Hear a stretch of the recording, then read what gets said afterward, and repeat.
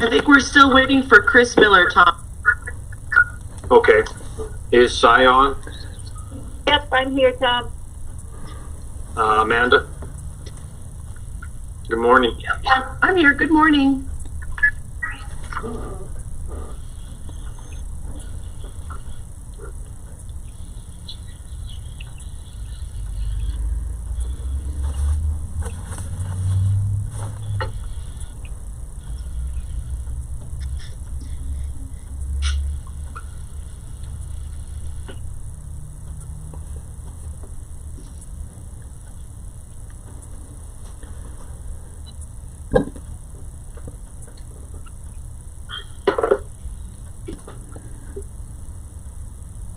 Okay. Good morning, Chris.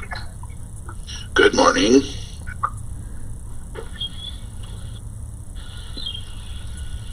I'd like to call to order the regular session of the Trinidad Tourism Board at 8:58 a.m. Roll call. Camille, you want to do the roll call for me today? Okay, roll call. Chris. Here. Luttrell. Here. Michaels. Oh, Here. Miller. here. Okay, and I'm here. Thank you. Petitions or communications, oral or written? Do we have any this morning? I don't. Approval of minutes for January the 13th, 2021. Did everyone have a chance to review their minutes from 2021, January 13th? Yes. Yes, sir. Yep, And I'll yep. I'll make a motion to approve those minutes or approve those. Yep. And I will Thank you. second them. Roll call, Camille? Chris. Yes. Luttrell. Yes. Michaels. Yes. Miller. Yes. And myself, Camilla. Yes. Approval of invoices. Phillips Broadcasting, Code-Assigned Solutions, and Outfront Media. Did everyone have a chance to review them? Do we want to approve them all at one time? Yes, approve them all at one time. Any questions or anything on any of them that everyone looked over? No, it all looks good to me, Tom. The only note I'd like to make is that Marty's not here today, so we can't, but we had asked her about a new wrap for the signs and stuff, just to remember that exists since summer's coming up. Okay, we could bring that up in the work session. Would that be fine with you? Yep, no, it's great. Okay, thank you. Camille, you want to take a roll on that? Okay, roll call for approval. I lost my place here, so I'm going to go Chris. Yes. Michaels. Yes. Luttrell. Yes. Miller. Yes. And myself, yes. We're going to go into old business now. Artocade, the grant report. Did everyone have a chance to look at that Artocade grant report? Yes, and I'm curious if anyone can tell me how long into the new year we'll be receiving that. I know it's a quarterly report. I'm not sure when our terms are up as far as the last grant cycle. I think we approved it for up to a month or so. I mean, up to a year or something. I think it's due in June, Amanda. Right. Okay. Well, it looks like it's not a very large one, but at least there was some sort of income over the last year. That's all we can really hope for 2020. Yeah, and I really love it that we jumped in and did that, guys, because that's the kind of stuff we need to do, especially during COVID. But I know we did that even before COVID with them in the Mitchell, but it's just the appropriate thing to do. There really are a tourism industry that happens in Trinidad, And I'm really glad that we helped them with their utilities or their rent or whatever they needed that money for. Well, they spent money on advertising. I don't know what on advertising because it doesn't say. No, they did say yes. I think almost everything they do is advertising, and even the building of the cars could be considered advertising because that's what they do. Okay.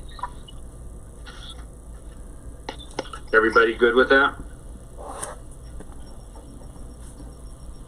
Yeah, that feels good. If somebody could make a note too, maybe to ask Wally. I remember when we talked about wrapping a bus with art car, a bus that would go from Pueblo to Trinidad. Does anybody remember that in one of our meetings over the last few months? Yes, I remember it. Yes.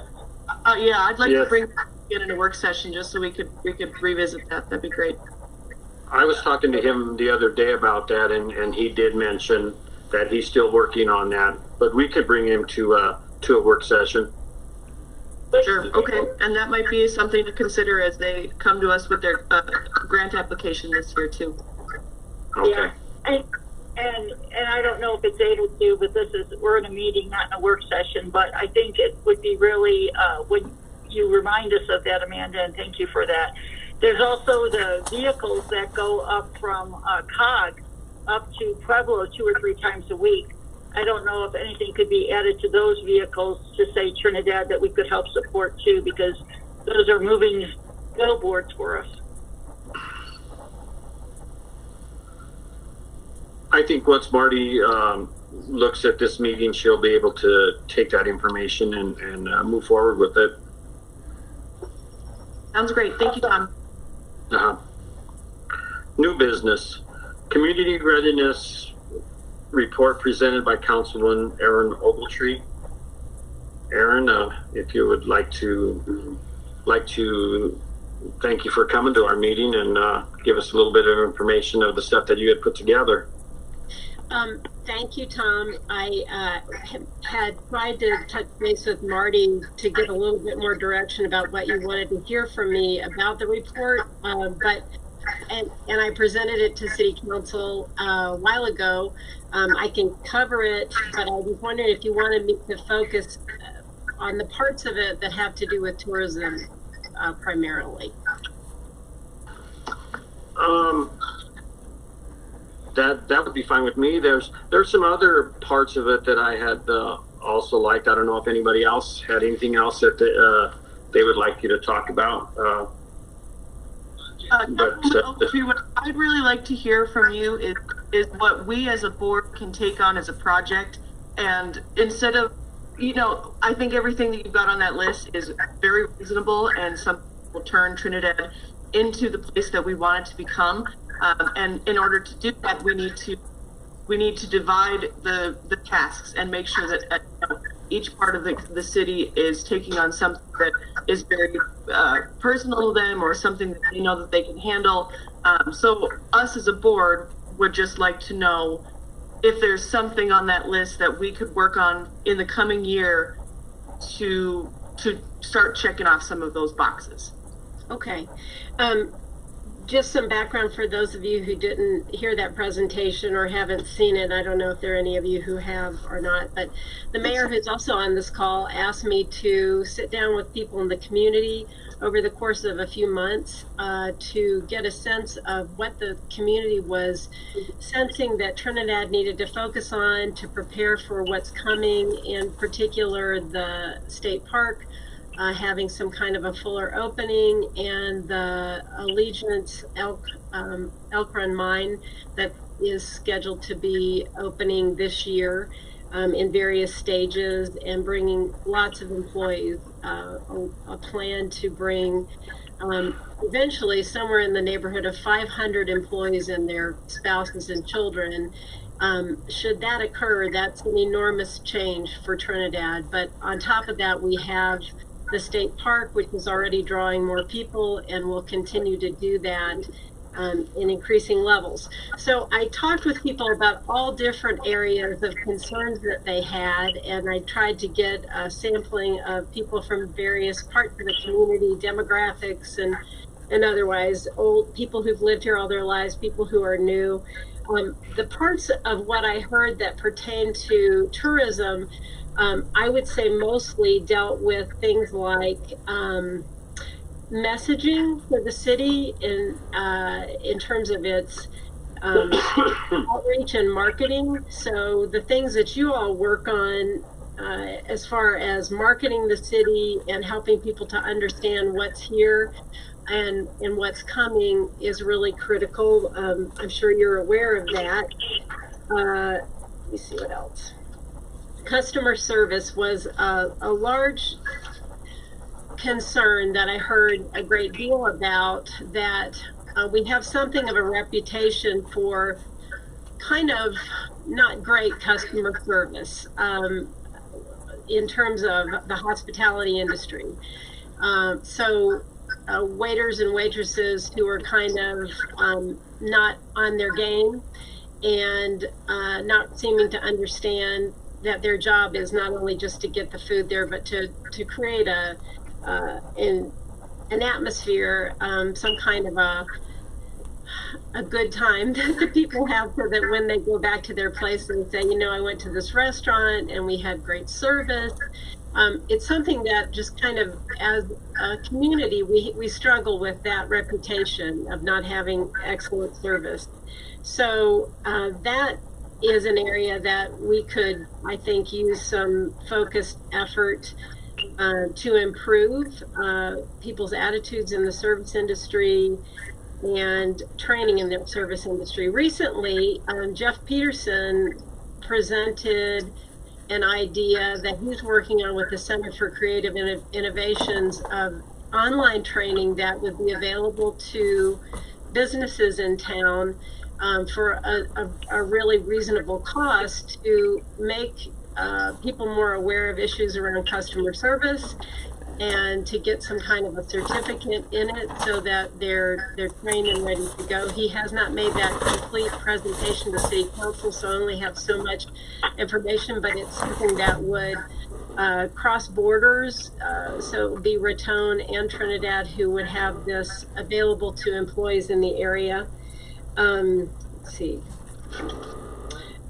As far as our marketing message, we definitely want to continue to attract a greater number and wider range of food choices in restaurants and grocery stores, more locally produced food options people are interested in.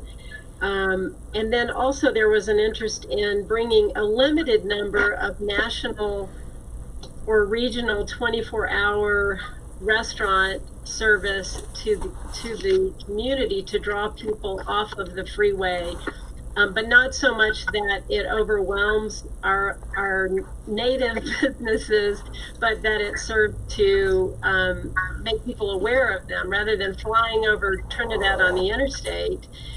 Sometimes people will see a corporate presence and go, oh, well, okay, I know that's a safe place to eat, and I'll probably have a good, meal there.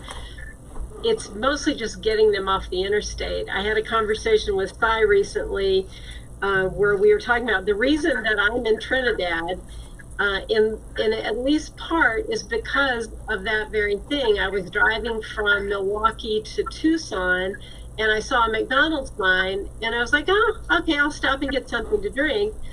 I literally I got my drink and I got out of my car and kind of looked around the city like, what is this place? Why have I never heard of Trinidad, Colorado? Because it was obviously a remarkable place in the state of Colorado, and it put a seed of thought in my mind that I wanted to learn more about this community eventually, and here we are. So I think that we shouldn't be, this is a personal thing, but also something that I heard from people, we shouldn't be afraid of bringing a corporate presence to the community, but be careful about where it's located, bringing it downtown rather than out on the interstate so that people have a reason to drive our streets and see the shops and the other restaurants that are here.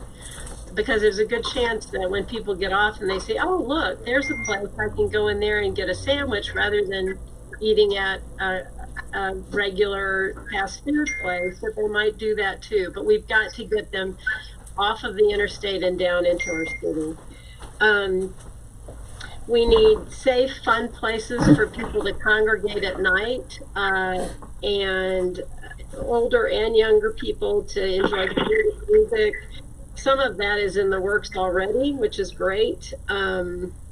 We need recreational and sporting goods stores or outlets somehow to get that. And then everyday clothing, not just big R kind of style clothing or clothing at Walmart, but some, useful clothing, household goods, high quality household goods, and then publicizing events and activities. People felt we need more physical advertising downtown, banners for every single festival that comes to downtown. Someone had an idea that we could put something in the city parking lot that's next to Moose's. There's an information kiosk. Maybe to have some kind of electrical capability that says, what restaurants are open, what their hours are, what shops are open, just an alive kind of presence downtown. So when you come there, it appears that you can easily find out what's open, what you can do downtown. That people felt that would keep people in the area.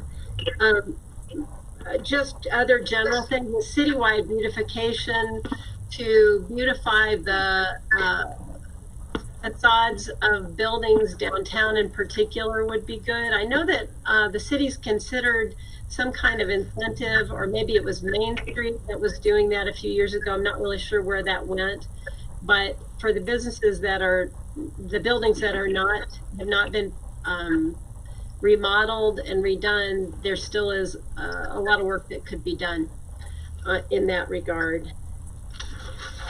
An idea that might involve tourism is preparing some kind of a survey monkey for customer input that we could direct people to let them know that Trinidad's interested in their thoughts on how we can improve, or what they liked, or what they'd like to see in Trinidad.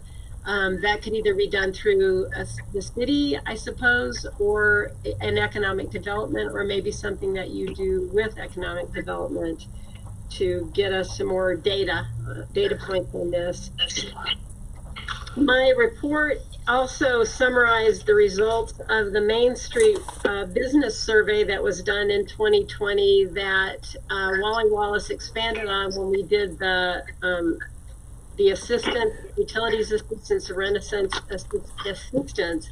He made a condition of receiving that people filled out the business survey, and we got, I believe, 67 responses, which is great, and a good sense of the way that businesses in town were feeling.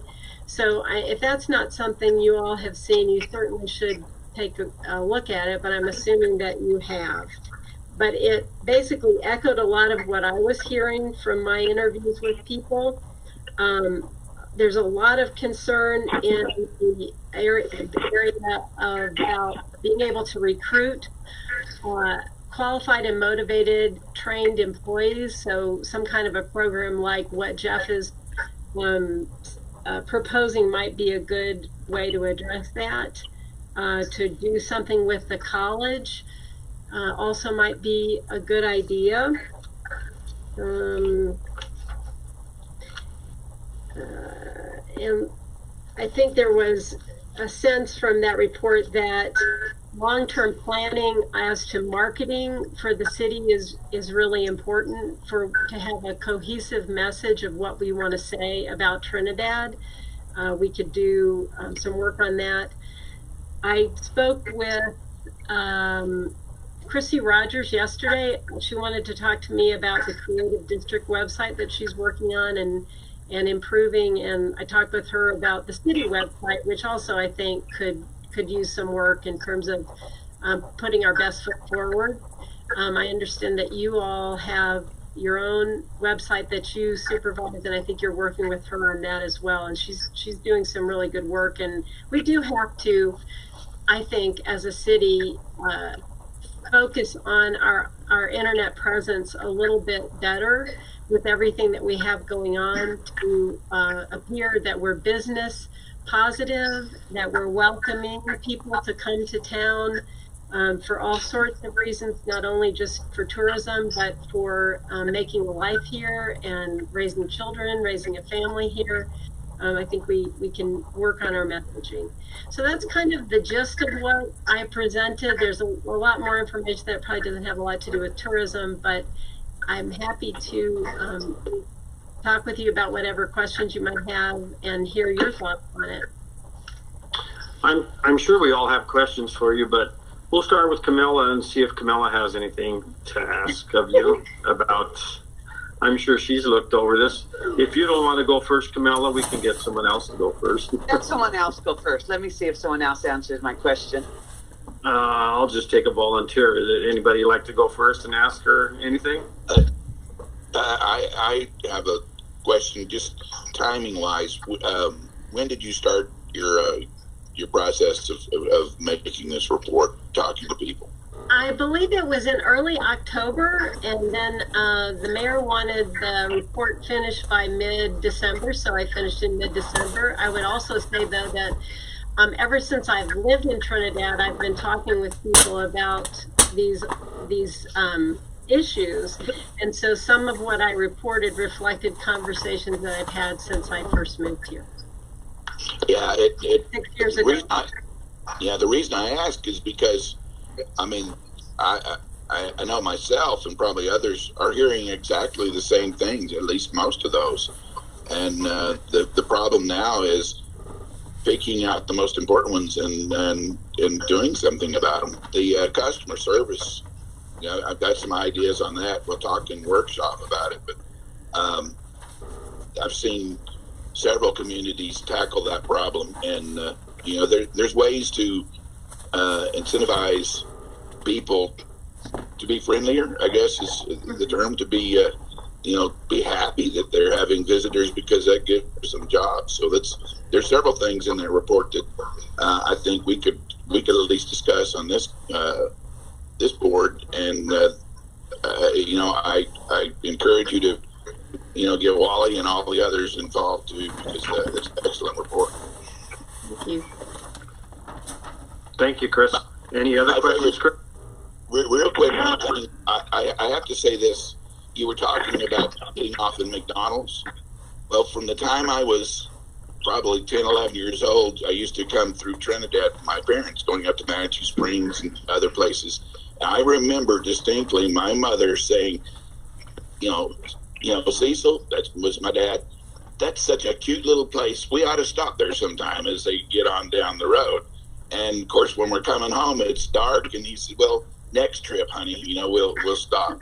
And it's, pulling them off the road, because I remember it just a cool little town when you go through and on both sides with the university and downtown. So anyway, enough said there. Yeah, and I would just like to ask, first of all, thank you, Aaron, and thank you for the city for what they've done to help the small businesses get ahead. A while back, maybe it's been a while now, so maybe I'm going to say 12 to 15 years ago, we did a huge hospitality program for the city. Actually, we worked with TFAC, and I was one of the teachers. We went into the school systems. We gave the speech. The biggest problem we had with that, which maybe the city could help us with at the time, is that the restaurant employers didn't really want to back. So what we did in that program, we said if you graduate from this program, and some of them were 6 to 12 weeks, that the business owners, you would automatically make a quarter or 50 cents more an hour based on if you went the 6-week program to the 12 or 16-week program that we had based on front of the house, back of the house, area stuff. And we had problems with the owners of the restaurants in town going ahead and increasing the staff's wages because they took this course through the college. So as we're going through that, and I'm thinking, how can we make that a win-win? Maybe upon making it a city mandate, just like you do for, it used to be that you could just start working at a hospital and they would call you a CNA. Now you have to go through your 12-week course. Maybe there would be some sort of pro forma and buy-in from the business owners. I don't have any problem paying anybody anymore if they're a valuable employee, right, and they're helping bring people to our area. But so as a pro forma, what has happened in the past is when we did that, we didn't have enough business buy-in, and that might have been a time when Trinidad was even doing a lot better. But it's a full program, because everywhere, I feel like there's a lot of bad service everywhere. I went to a great restaurant in Colorado Springs not too long ago, and I waited an hour for food. And I was frustrated because I was in Pueblo. I thought I was going to get better service. So it's a huge program, and I don't know if some of us can break off from tourism and put that program together, but it's not as easy as what it seems. What does an employer do if they have no staff right now with COVID? And for the last year, it's been really hard to even retain staff, and you think easy to have them right up, but all the benefits that we have gotten from our government for COVID, it made a lot of those service people not even have to work to make just as much money. So I agree with you, Erin. It would be one of the greatest tourism aspects that we could do, but it's a huge program. And if anybody, I don't know, you, me, Erin, if there's any other people from tourism, I don't know if we could get together and put together a pro forma base for the city so that we could be known for that and have something in our hands. And if somebody has went through the program and they're a front of the house person or a wait staff person, that they could apply and use those credentials on their application, so you would know they would be better. Or like me, if I would start advertising, I only hire people who have been through the 6-week free class at TSJC that's only an hour twice a week.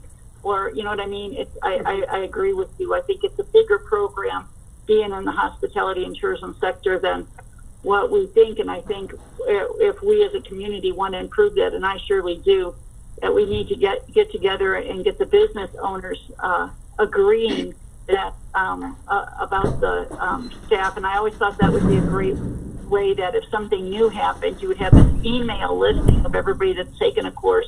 You could email, now Fisher's Peak has went up to 500 acres, or now the Frisbee course has new, places to wash your hands, but I know I would really, as if we look at all the hotels and all the restaurants in town, there's 1,000 employees. And when you start looking at those numbers, that we are more of a tourism town than if you're not in tourism, that you understand that we do need to move forward and do something, what you're saying, Erin, but we need to do it. I don't know how we can do that, and I'm open to any suggestions, and I'm willing to be on any group so that we can move that forward, because there's a lot more fractions that gone on to that. Why the service industry been on a downhill for the last 2 or 3 years, especially in the last year where COVID is concerned. So, if anybody has any plans or any thoughts on how they want to do that, I'm willing to jump in. I'm willing to help in any way. I think our community does need that. But it's really a lot deeper when you start managing these people who say, okay, then I just won't come in. I just won't be there, So we do have to work on that. And I don't know if it's a break-off session that we can have about this, Tom, or what we can do. But Erin's right. We do need to improve on that. We need to figure out how to do that instead of just being frustrated at a community that is actually surviving on tourism more than what we even know. Even Walmart in lots of ways. I'd suggest that you all get a hold of Jeff Peterson and have him do a work session with you about what he's putting forward. I think he's going to be asking for some funding from the city for that, but it would be a program that's provided to employers to provide training to their employees. So it might be a natural fit. I really don't know, though. That's something that you'd have to talk with him about, and I'm still learning about it. So Yeah, no, that, Hey, Tom, this is Phil. Yes, go ahead. I got a couple things to mention about that.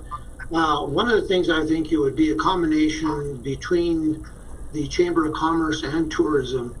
I think those would be the two entities that could work together, because I think that's down the Chamber of Commerce's alley to work on. And How about the college too, Phil? Sure, the college could work. Yeah, they could fit in too. And I just want to mention that sometime back, I was talking to Ray Duran, because he owns the majority of the convenience stores, and we talked, and I told him, you guys are the front line for a lot of the tourists coming in. And he said that he's willing to participate if a program like that were to come in place. So he's willing to have his employees get trained. I think when you have a business owner like that with as many facilities as he does, you may get a lot more to follow on with him. I think that's a great idea. Yeah, no, it's a great idea. And actually, Aaron and Mayor, you really inspired me to think that maybe the tourism board and the chamber working together, we could come up with a symbol. And if you at any one point have more than 75% of your employees or 100% of your employees that have taken those courses or whatever, that you get a little like AAA sign, only a tourism A sign issued from the tourism board or from the city, as this business is a tourism certified business or something like that. I agree.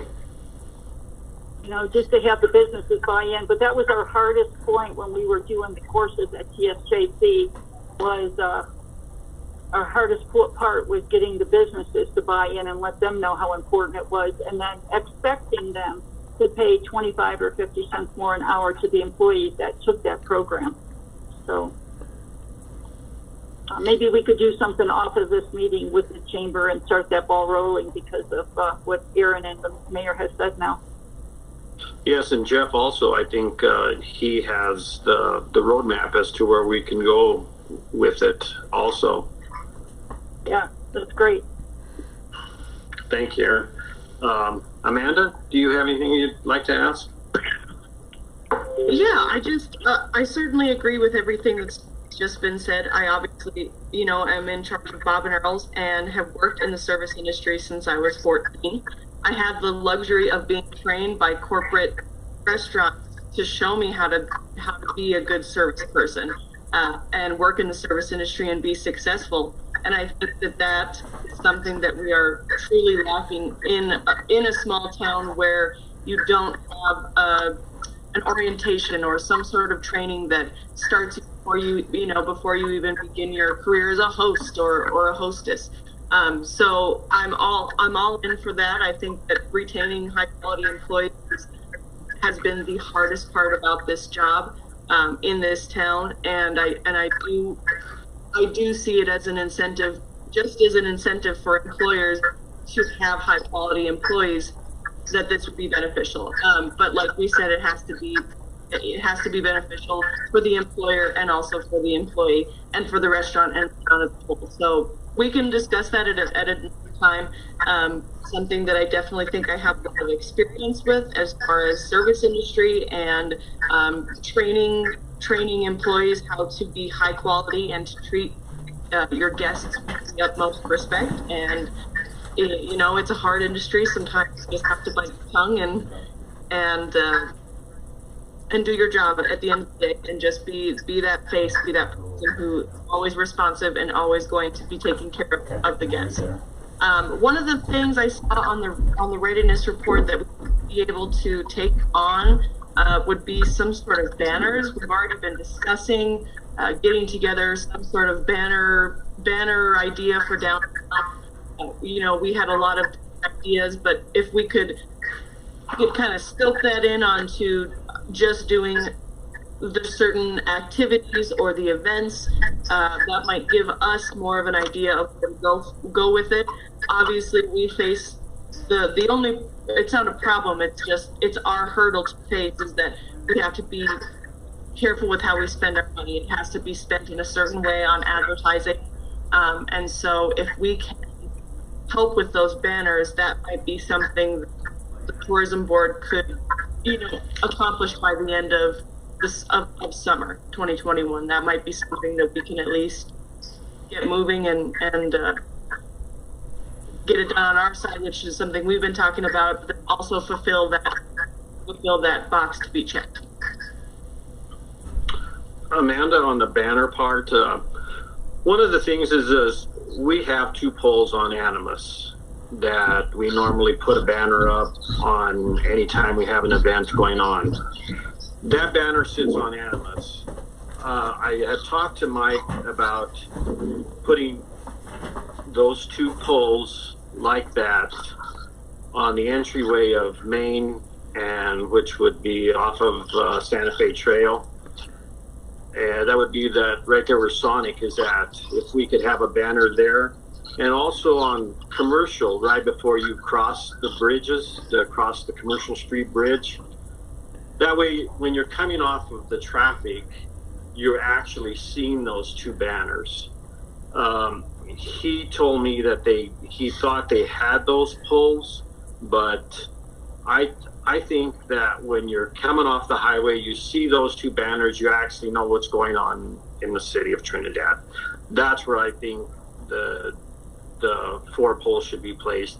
And then possibly down by the Blue Mansion later on. But I think coming off of that, those 2 I-25 corridors, I think would let a lot of people know what's going on downtown. And we also wanted to do some banners on the poles, either small banners or bigger banners. They were on the poles at one time. They had historic points of interest in Trinidad, all through Main Street and Commercial, and those have been removed. But I've noticed that a lot of the hardware still sits on those poles. So it's just a matter of us starting a plan and implementing it with that, because that's part of advertising for the city is those banner poles, whether they be points of interest or events that are going on at the time. That's what I see about the banners. Hey, Tom, this is Phil. One of the things that council has discussed is trying to do something with the entryways coming into Trinidad, and these banners may be part of what we could probably do. So we realize that the entry points, especially that exit 14 and the exit 13, are probably in the greatest need, so that when people get off, that it looks attractive. Mm-hmm. And then, of course, the bank would, like you're talking about, would also help. I think those would really enhance those entryways into the city. Aaron, the other thing that I've seen on my biggest deal is our welcome center. When we had the on and off ramps there, we were at 150,000 visitors into our welcome center. I think in 2019 we were at 26,000 visitors, and the cost of the welcome center to the city is over $100,000 to operate at 26,000 visitors. To me, that's the biggest concern for the city is look how many people we have lost in a period of time that are not trickling in to the downtown area. And that's my biggest concern is I feel there's 2 places that a welcome center could be put in the downtown, in the downtown area, which would probably help the Trinidad area.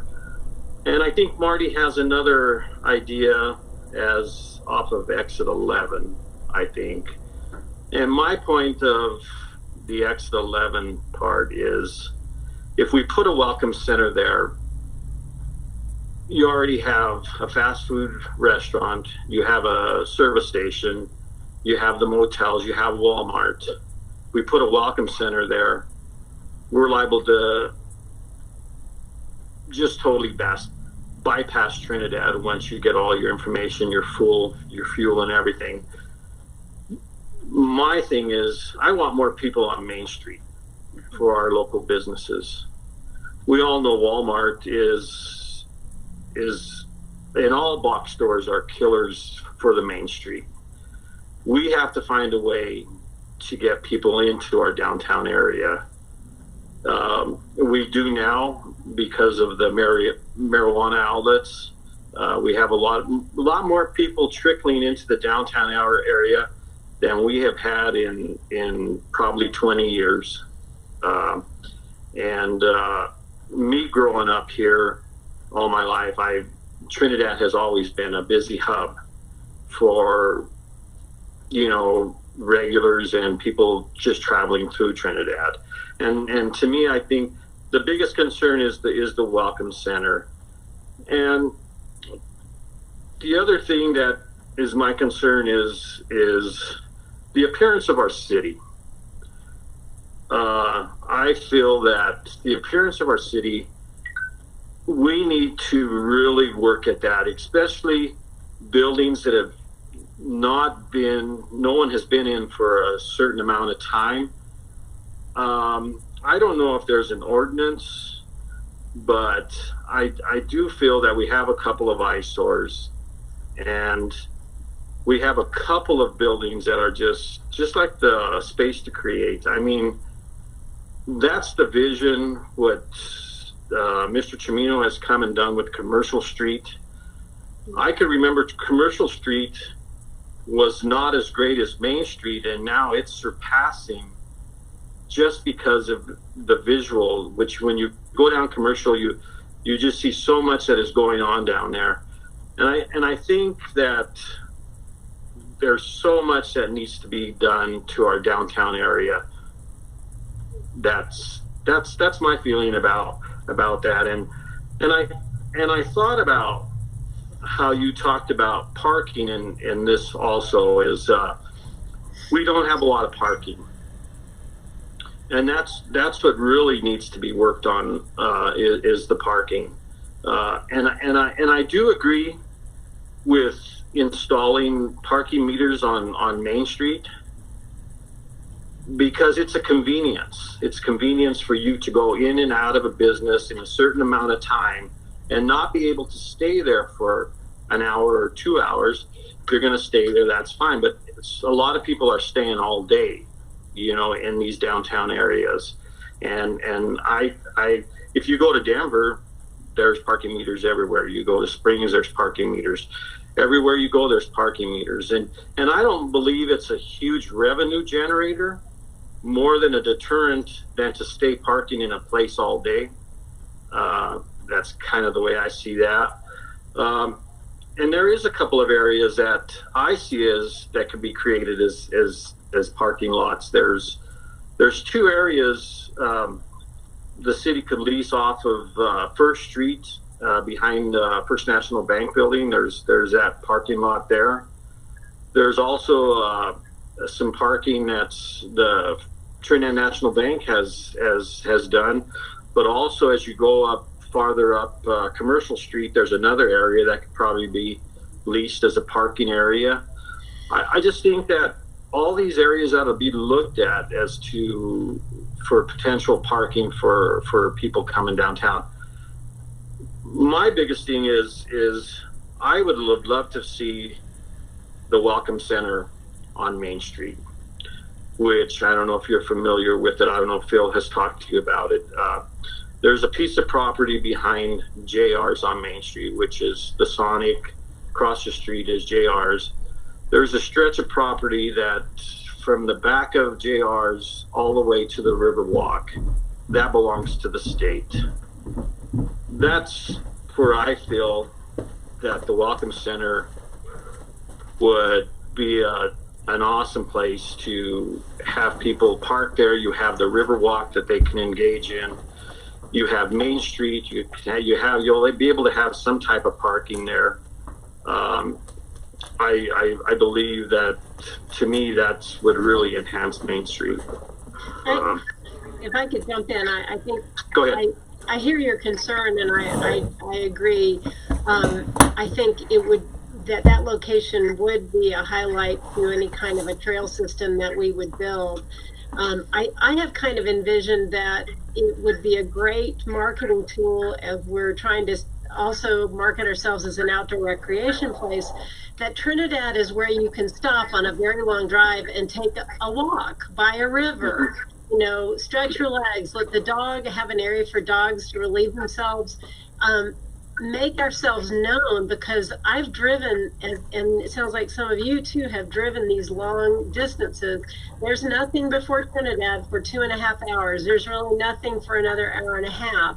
So it's a natural place that people would say, hey, let's stop and walk around. And I think once we get them walking around, they end up wanting to stay because it's a beautiful place. So I think you have a lot of valid concerns about the Welcome Center. The other thing, though, too, is that it's possible that the number of that we've lost that many people coming to the Welcome Center, not only because of CDOT moving the exit, but also because people are less likely to do that than they are to look at the internet first. I know for a fact that if I'm considering doing anything, I do internet research about it.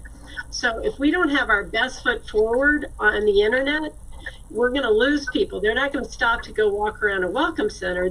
If the Welcome Center plays into that internet experience, and the internet says, go to the walking center, and go to the Welcome Center, you can find out about walking trails, where all the area restaurants are.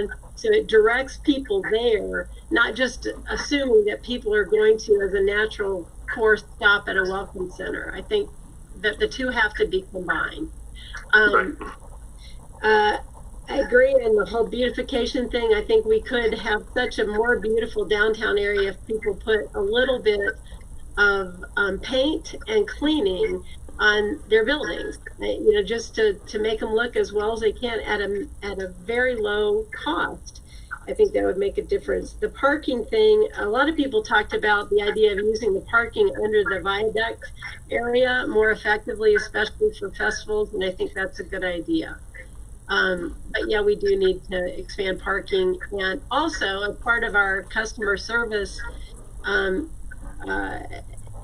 initiative to help people who own businesses to know, do not park in front of your own business all day long. This is not a proactive thing to do. Park behind it, park on the side street. So yeah. No, I agree, Erin, you're so right. And maybe even the city knowing who's parking in front of their businesses and ticketing them for parking in front of their businesses, because the other shops on streets just can't stand it. But I like what everybody's been saying. I really am really grateful that I'm with a group of people that are thinking tourism and the best. I do have to say that area underneath the viaduct, the reason why that area is so important, not only was millions put into it and not maintained, but if you go there, you'll be surprised there's 100 parking spots. But that area actually reaches Commercial Street, and it also reaches Nevada, where all the fast food places are. So if you go under the bridge there and you park, you can either take Commercial Street, or you can go ahead and take Nevada Street and walk over to, Taco Bell, Kentucky Fried Chicken, McDonald's. But a while ago, and I'm going to say 5 to 10 years ago, Ed from TLC purposely knocked down those buildings across from, do you guys remember when that viaduct was built, they took out the Pizza Hut? And right across the road from the Pizza Hut, there used to be buildings. Ed took them out there just for development, so that if people were looking for another fast food place, and they already find McDonald's and Taco Bell and Kentucky Fried Chicken, we know that because they still go there, is that there would be land available to add another fast food place there. Or, and if people parked under the viaduct, they could take their choice of walking up and down Fast Food Row or going up Commercial and Main and looking at those restaurants. So it's kind of like seeing our city from a bird's eye view, that area under, and maybe even with the trolley this year, we really don't have signage that says city parking. We've let it go. It was so beautiful after they built it, but now there's lots of weeds. So when we talk, and picking the trolley up and running on Main Street, you know, Commercial Street, Nevada, and making a circle like that, or buying that extra vehicle we've talked about, but making that really a hub because it hits both sides. It's long enough, it hits both streets. But anyway, this is a regular meeting, not a work session. But you guys, you really inspired me by all the things that you're thinking. But for us to think of all of our amenities, our river, the place that we can park, because in the city of Trinidad, you can park 100 cars there. There's no other place that you could probably park another 100 cars in Trinidad in one lot right now without putting any money in. But that area, Okay. because it's through 2 streets. I'm going to put my 2 cents in. I didn't realize I didn't have my microphone on. As far as parking, me and Kenny are running into a little bit of situation with the new dance studio. And this is just one example of people parking on streets. Yeah. The other day, I had 3 huge SUVs parking from my place from 1 o'clock in the afternoon, 1:30 to 6 o'clock at night. And the mothers were at Dance Connect. We went over there and talked to them and asked them to please start using the parking lot right across the street.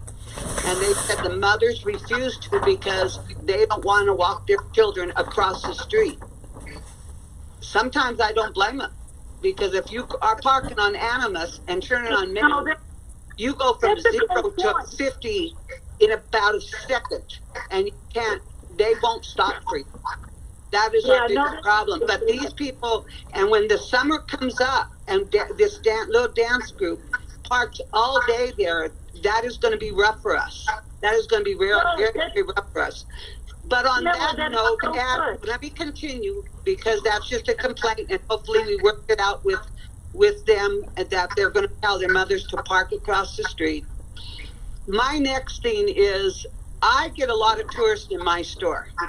And I understand about the restaurant part, and I'm not going to address that, but I'm going to give kudos to our merchants downtown, because my tourists come in and say what a bunch of friendly people we all have downtown on Main Street.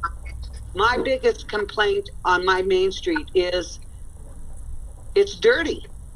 You could walk by a car and see these beautiful buildings, and you're passing them by in a 1 second, 2 second time. But get out of your car and walk the streets.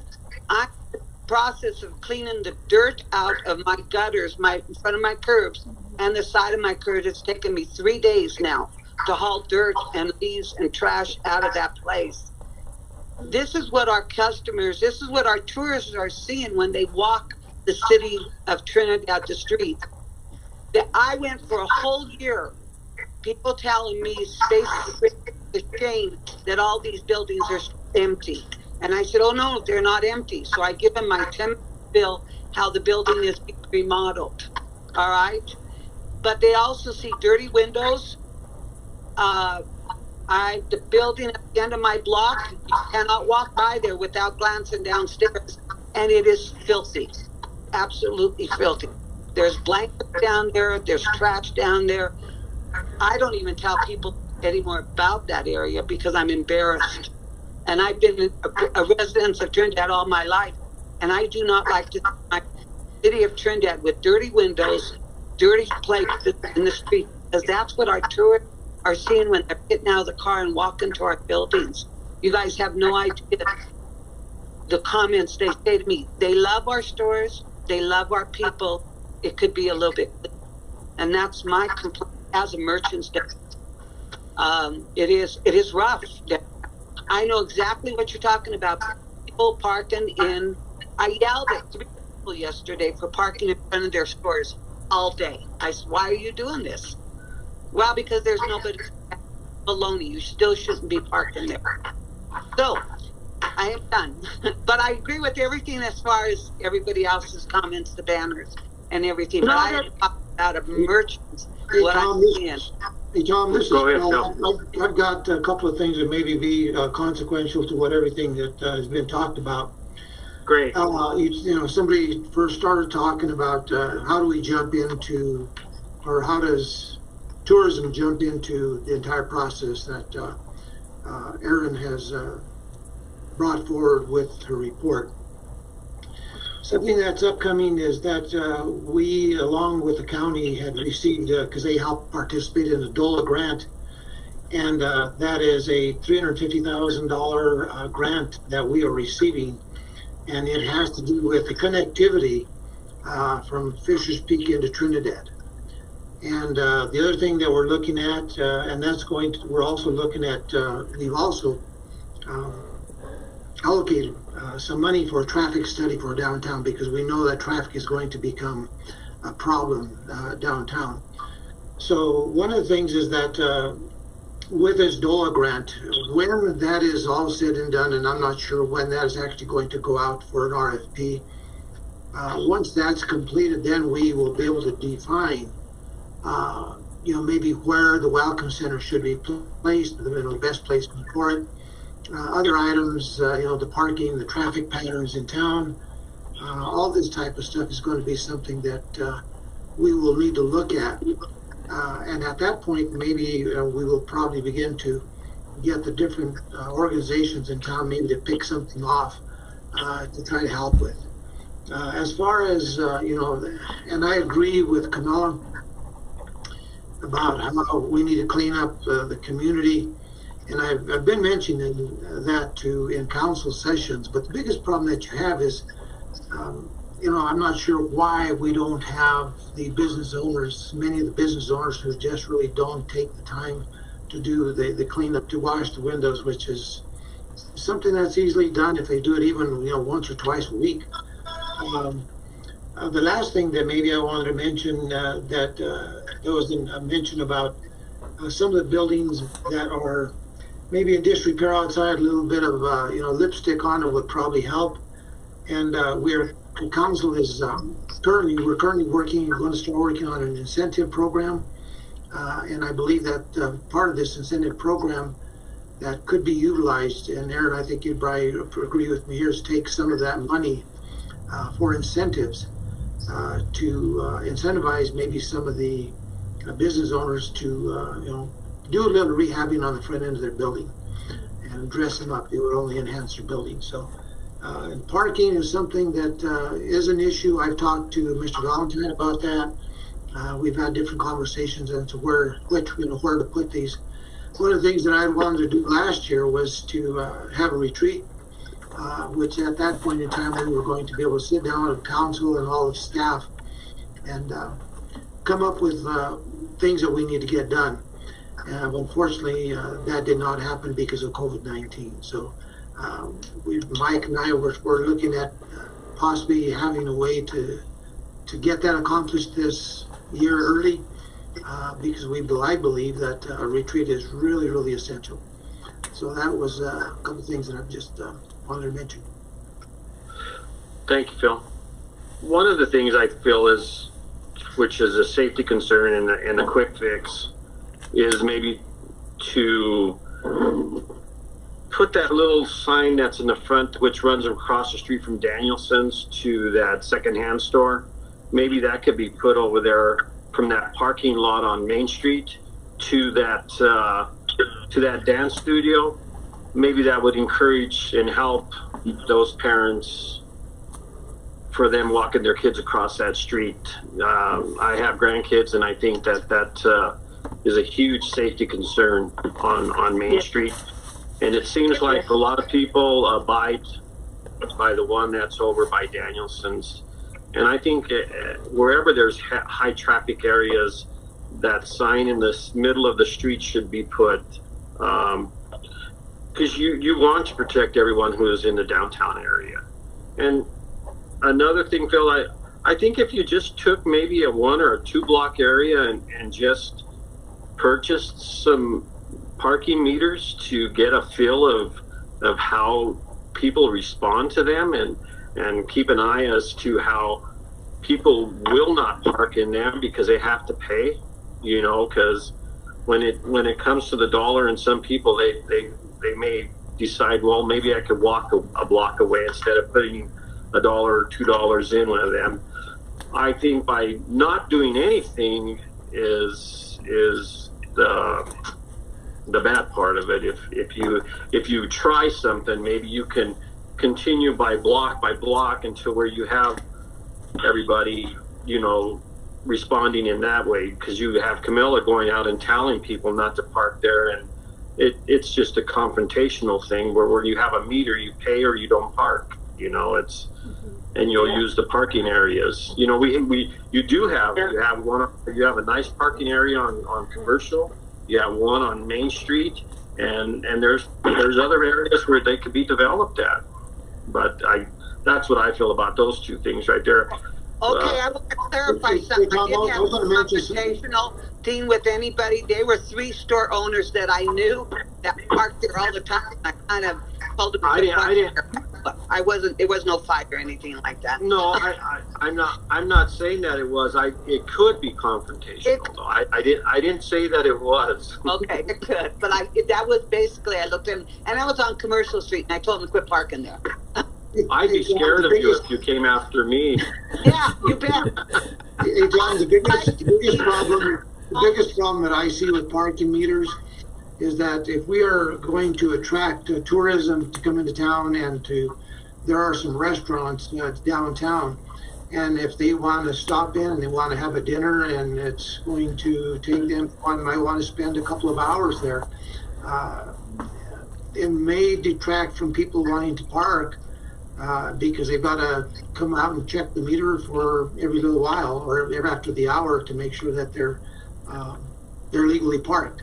So that could be one of the disincentives to parking meters, and that's something that I've heard from other communities that they are concerned about. I'll tell you,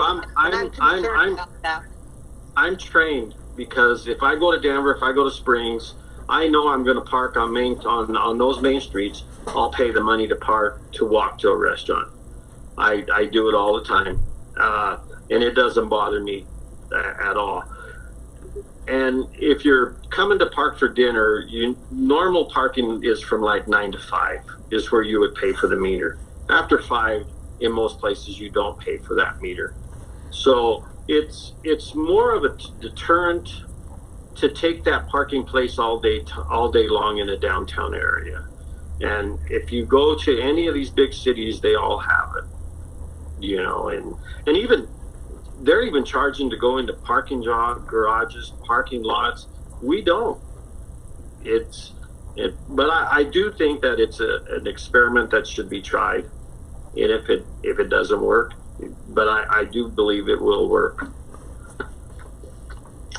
Yeah, no, that's a good thing, is to actually think about a little bit. Like, I see what you're saying, Tom. Make the parking lot maybe free, and then make the parking meters cost money. So it forces people to go to one of the city lots, and then if they want it free. No, I like that. And Camilla, I'm going to say something to Curtis, because when Summer was young and his studio was on Commercial Street, I know what you're saying, and there's nothing wrong with it. We did talk to Curtis. To Curtis. And my thing with parking meters, I could others put more money in there to stay 6 hours. I think our first job is to talk to every merchant downtown and encourage those people and store owners not to park there. And we encouraged Curtis to have his girl park over in the parking lot. And hopefully that will work.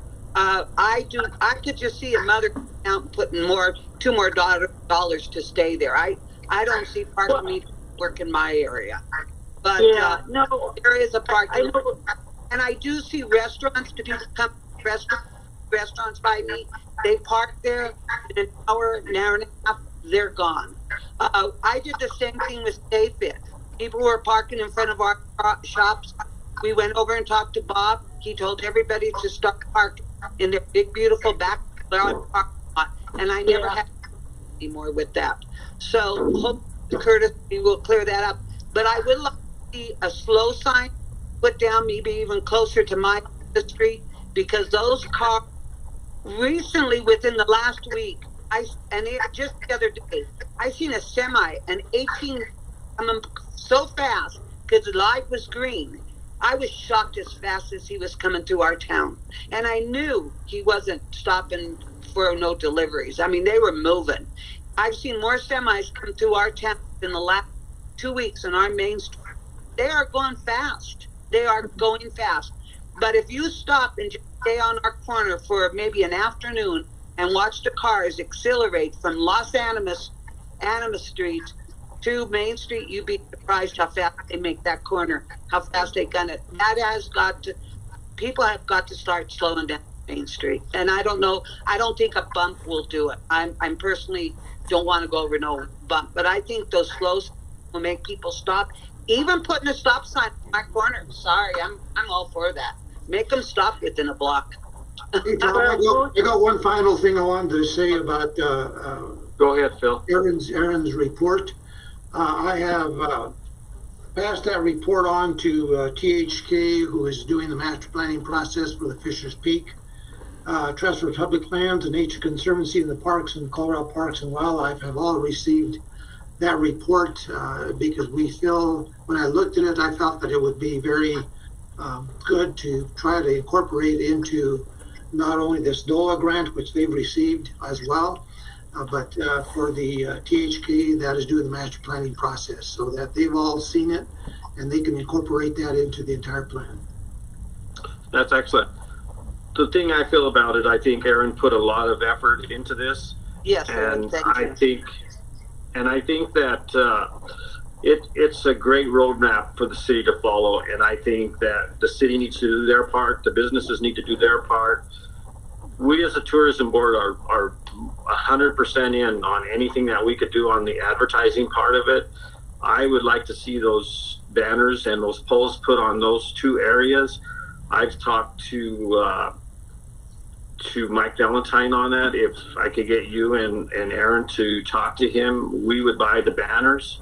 I just think that this is something that hasn't been done, and I think it's a great thing to follow. And I think that it covers just about everything that needs to be done in the city. And I do feel that Camilla had talked about the streets in downtown. I do feel that that's the city's part take in that, and I think that has to be done. I mean, you hired an excellent woman to do these baskets and do these pots and stuff downtown, and I think she has done a 100% job. She makes the city look awesome in the summertime. I just think that we all need to work together to do all these things that this report was laid out for us, and I do think it's an excellent thing, and that's one of the reasons I felt like I would have liked her to come and talk to us. Well, you know, Aaron did an excellent job on that, and be honest with you, she exceeded my expectations when I thought up of doing something, and she did a fabulous job, and like I said, she exceeded my expectations. So you know, Aaron, again, thank you for the report, and you've done a great job. Thanks. You're welcome, and it's a privilege to be involved in it. Does anyone else have any questions for Aaron or for the mayor? No, thank you so much, though. I heard you guys say that about. Thank you for having us. Yeah. Thank you, Aaron. All right. Thank you so much. Bye-bye. Bye. Thank you.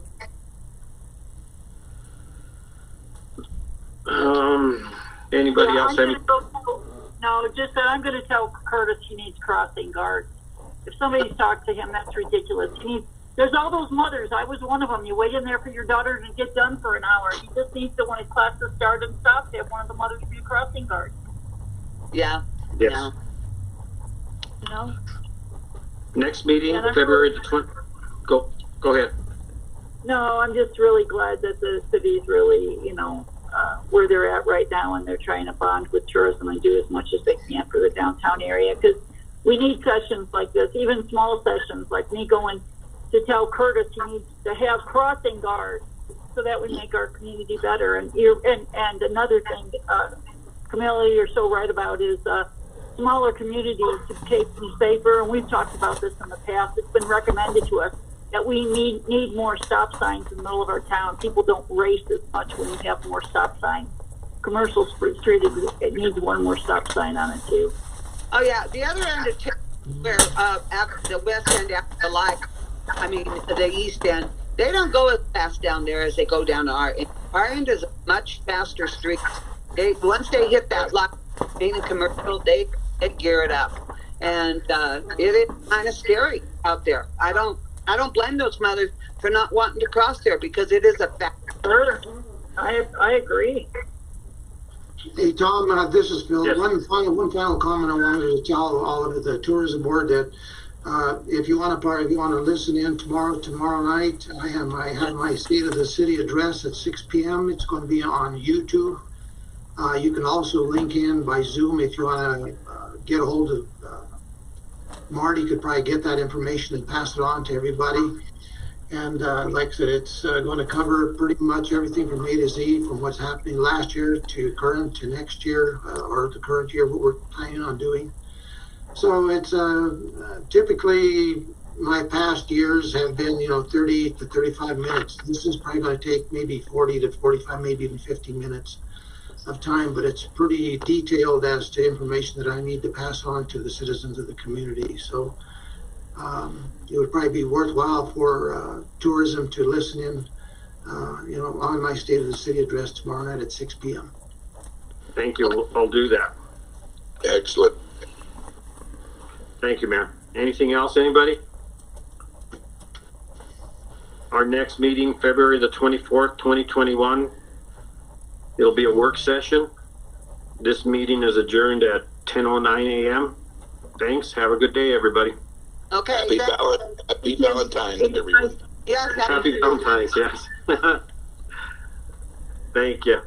Thanks. Bye. Thanks, Phil.